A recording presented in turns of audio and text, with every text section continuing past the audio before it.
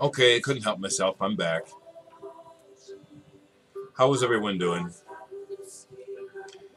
So, just about done with my work day, and I watched a few videos, and one that I watched was Astral Traveler's Paul Horn video. And then looking at the comments, Chris, you cracked me up. Do you have any Paul Horn?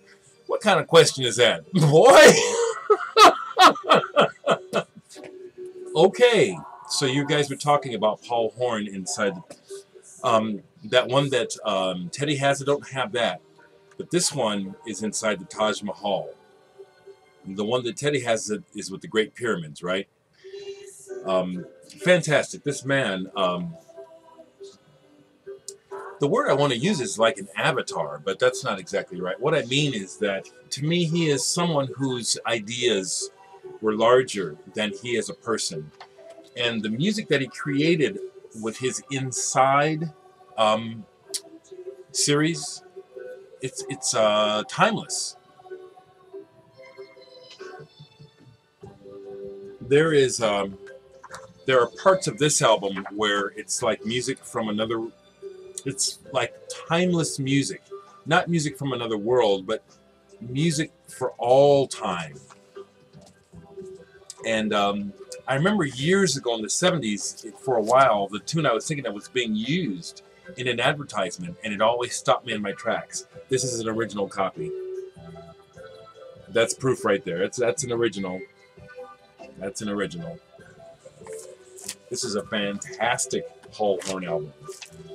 I would like to get the Great Pyramids album as well.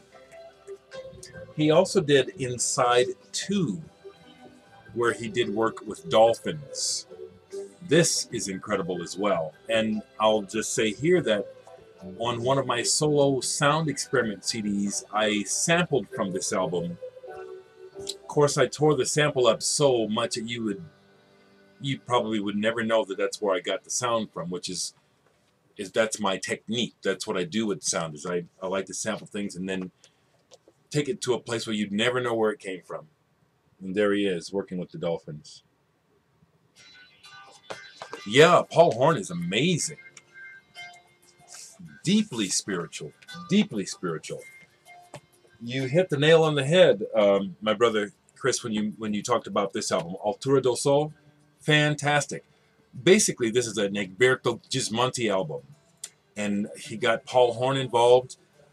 Obviously, here in America, Paul Horn's name pulls much weight, but in essence, this is a Gismonti album, and Egberto is on every track.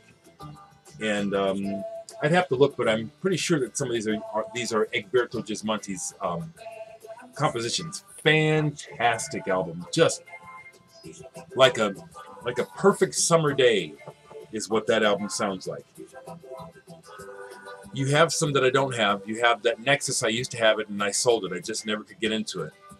We have that in common where we've sold things before their time. I'll tell you what I'm playing in a second. Let me finish up with Paul Horn.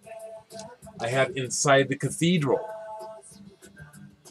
So once again, Paul Horn ain't to be played with. You know what I'm saying? He does not mess around. This is again on the incredible Kukuk label.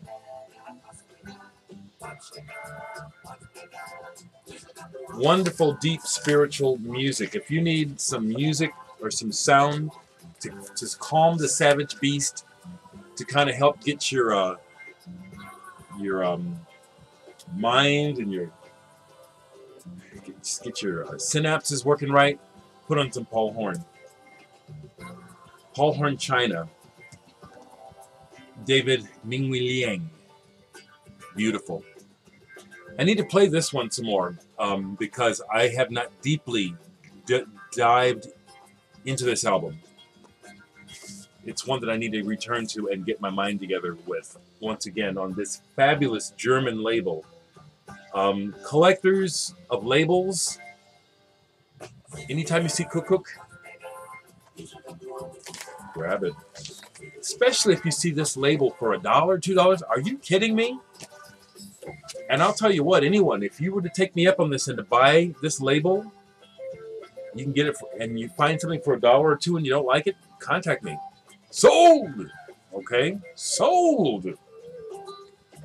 Cook Cook is a cool label. I ain't done with your ass yet, Astral Traveler. Something Blue by the Paul Horn Quintet. Okay, I'm gonna mess with you. Do you go back this far with Paul Horn? Okay? Because as you saw with that Midem album with Stan Getz, Paul Horn can blow. And he's been blowing for a while, okay? Let me see if I can tell you anything really quick about who's on here. Billy Higgins is on drums. And this is Hi-Fi Jazz. This is old. Let me see if I can give you the date. This is produced by David Axelrod, okay? All right, people, let's do our train spotting in order here. All right, let's get it together here. Oh man, I don't have the time here. This is 50s though. This is the end of the 50s that this album was made. Check this out. It's on the Hi-Fi Jazz label. I'll bet, Teddy, you've got some Hi-Fi Jazz label recordings in your collection. This is sweet. So we're going back to the roots of Paul Horn, okay? And am I having fun with this? Kind of teasing or messing with Astral Traveler? You damn straight I am, man. Because you got a dope-ass record collection. And I feel you. You know what I'm saying? It's not that we're in competition, but there is this sort of like, you got this, you got that? I love it. I love it. You got some badass records, man. As well as everybody does. Cool Ranch Dressing, y'all got some killer records. Mr. Fart Boy, Big Star 1000, get away from me, man. Stephen 73, I could go down the list. You know, you people with your killer record collections, killer. Believe me, I have no false sense that I got it going on. Everyone in this community has amazing record collections. Even people whose taste is not like mine. What you have of what you like, amazing. Last one for Paul Horn, I'll let you alone. Here's That Rainy Day. Do you know that song? I play it with my brother in the jazz quartet. Just a beautiful song. And his version, I don't know if you think this looks kitschy. I think it looks just perfect for the time period. It sounds like this cover. Look at the girl. She's got the right look. Here's That Rainy Day. Fantastic stuff. I think it's fantastic. I do not find this stuff white sounding. I find it nice. I like it a lot. Okay, Bill Plummer on bass, Ralph Carmichael, the arranger. Lynn Blessing, who played with Soft Machine, is on vibes on here. I love it, people. I love it. I love the vinyl community because you guys help me to rediscover my own frickin' records. Look at that, just cherry on RCA Victor. So, yeah, I got some Paul Horn for your ass. Just having some fun. Okay, what am I listening to? Something I was thinking as I was working is, I'm not into that Tex-Mex sort of sound with the accordion and stuff. So I do have some Mexican music like that in my collection, but I don't really like it, so I don't play it, but I have some, okay? What I'm saying is, I wish I knew more about Mexican prog rock. Because I love all peoples. I really do. And the main thing that I have of Hispanic is Brazilian. I have some Argentinian music, some Peruvian. I got the Los Dug Dugs from Mexico, but I'd like to have more Mexican music. But what I'm listening to is a band called O Turco. I believe they're Brazilian. Now, this is on the pop side of prog. I'm listening to this all the way as I'm talking, and it's like, it's more pop than prog, but it's got the big keyboard thing going on. This is good, actually.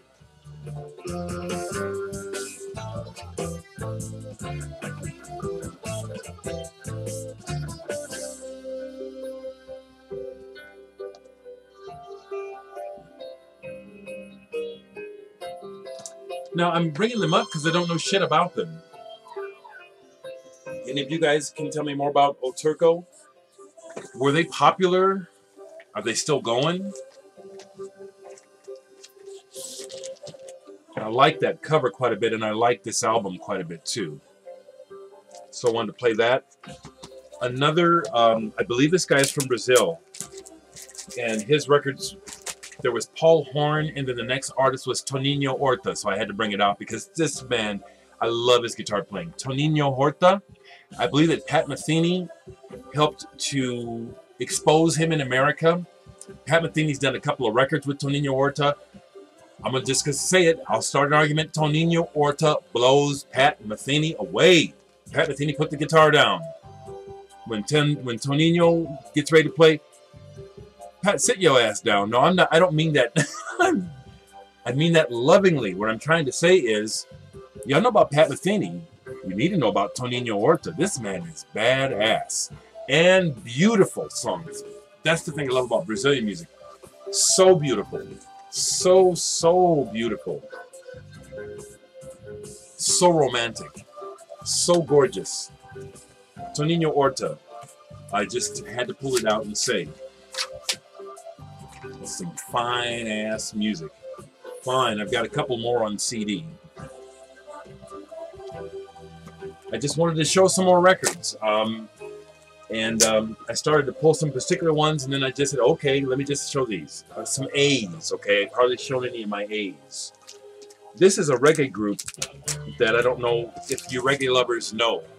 Ealabox, do you know Abyssinians? The Abyssinians have written and recorded the Rastafarian, I don't know if they wrote it, but they've recorded the most famous version of the Rastafarian hymn, Sata Masagana. Fantastic. I don't have it on here, but I have it on CD. Sata Masagana is the #1 Rastafarian hymn. If I'm not speaking like I'm an expert. This is what I'm told by my Rastafarian friends. Sata Masagana. If you like reggae, you've probably heard it. Excuse me. But when it comes to reggae, another, in my opinion, essential. We talk about Bob Marley. We talk about Black Uhuru, the Mighty Diamonds. Abyssinians, essential. Pick up on some Abyssinians. Okay, I'm going to turn this down now. It's a good album. Prog as hell. Here's an album that I took a chance on, a fairly recent band that at first I didn't get it. And I almost sold it, and I'm glad I didn't. Because I really like this now. Akron Family. Possibly this is their first album. Double album. At first I wasn't sure what to make of it. You know, it starts off kind of iffy. That's the way I'll put it. I like it when an album starts and it brings you in right away. I think most of us would like that. When an album starts and it's like, oh, here we go. This one wasn't like that for me. It was like, huh? But not in a good way at first. But I had to keep coming back to it, and I really like it now. Really like it. Still hard for me to describe. I'd have to put it on. It's kind of psychedelic, kind of weird. Akron Family. I think that cover is appropriate for the record. So in thinking about my Hispanic people friends and wanting to show some solidarity or just some kinship with them, I was looking, what do I have? And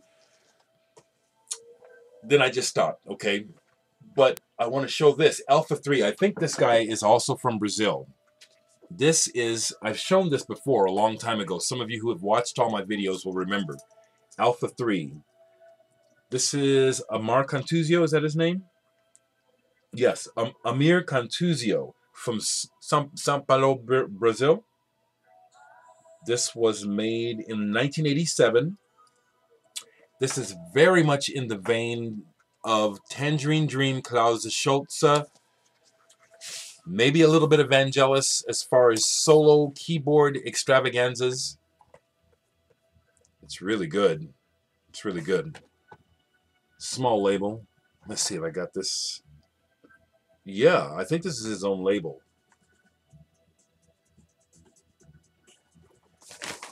So I wanted to show this and recommend this to everyone from Lazarus to Blake, Wirtz DB71. You folks, oh, Jean-Michel Jarre, stuff like that, perfect, right in tune. I have that one. I have one more of his albums. This is really, really sweet. This one is called Temple of Delphos. This one, I think, probably could go right along line. 24 dB too. Check this out, man. This is synth space rock of the highest order. Alpha 3 from Brazil. Amir Cantuzio. I'm just gonna blow him up. Folks that like that, we people that like the space synth stuff, Klaus and Schultz and all that stuff, here's one for you. Please let me know anybody else that has any Alpha 3. These are the only two I have. Some pictures from the inner sleeve. Really like this though. Amir Cantuzio, Alpha 3, really good stuff. I got a few more that I pulled that I just want to show. And then I do some watching. I do try to watch. You know, the other day I started watching and I was kind of blown away. I kind of got caught on a heavy metal path and realized all these kids. This vinyl community is truly something beyond any one of us. There are many factions here. I would be a fool to think that the vinyl community is just me and my buddies. The vinyl community is everyone showing records and sharing.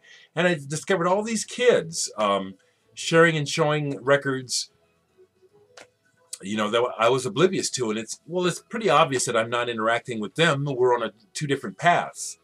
But I thought, wow, this is cool. This is cool to see. You know, the people are participating. Okay.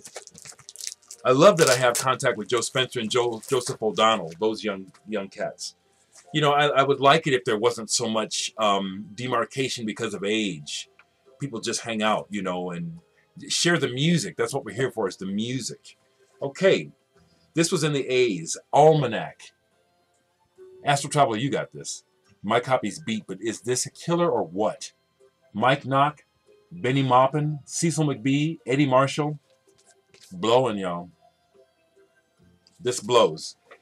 And this was on a label that was started by Paul Bley, Improvising Artists Incorporated.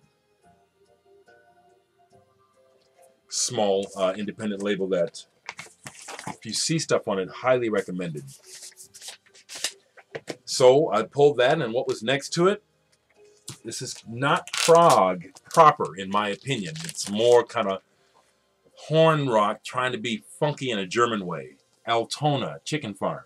But I do like this album. But it's not, I don't think of it as prog, or more, I think of this more on the Chicago Chase side of horn prog. Does that make sense? So in that sense, yeah. A little more R&B flavor. This is good though, and I love the RCA label. Love it. So that was sitting there. I said, well, hell, let me show this. This is a good one. And then I was going to look for other stuff, but the very next record was, oh, well, hell, this is a good record too. Let me show this. This is a side project of members of Tortoise, the aluminum group. This is excellent. What is the name of this? Pelo. This is excellent. If you like Tortoise, you can't go wrong with this. Probably some of the other people on this album are with other known bands or known people. Let me see if I can just say right quick. Liz Conant rings a bell. Sally Timms rings a bell. And then we have Doug McCombs, Jeff Parker, John McIntyre, and John Herndon from Tortoise. And then we have Rob Mazurek on cornet from the Chicago Underground duo. This is excellent. Excelente. So I wanted to show this right quick. Aluminum Group for the Tortoise fans. I'm just going to keep going these videos. Man, you turn around and it's like, where is this time going? Okay.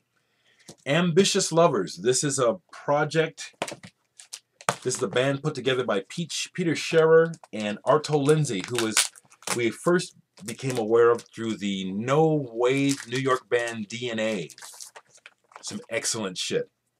And here I have Greed by the Ambitious Lovers. Excellent. Pop, Brazilian, slightly avant-garde, killer. Kind of sexy too. And I also have this by the Ambitious Lovers. Is this in a full length or is this a 12-inch? Uma Baba Rumba. I think this is a 12-inch single. Once again, Ambitious Lovers. Really good. Ponta de Lanka Africano. Baba Rauma. Great stuff. And the last thing I'll show, people know about the band Kron from Germany. Kind of a fusion prog band. Great, great band. For many years, they had a saxophonist named Johannes Altopabert. Many years ago, I was very lucky to find one of his solo albums, probably his first solo album. This is excellent. Most of the members of Kron are on here, but it's not a Kron album. You hear elements of Kron, but he takes it someplace altogether different. Thank God. It's so good. And one of my favorite quiet instrumental songs is on here. And it is called She's Gone. And that's what it sounds like. It's one of those kind of a sad, it's not bluesy, but it's like forlorn. It's a sad song. You're missing someone. It's beautiful. This is a beautiful album. Like I said, he's got most of Kron on here. Can I tell you anybody else on here? This is a great album, I can tell you that. It's also on my, again, I love this label, Spiegel. Love that label from Germany. So, yeah, he's got Helmut Hattler on here, Andy Goldner, Peter Walbrand. It's basically Zabalinder. It's an excellent, excellent album. I just wanted to show some more records, folks. Let me get out of here.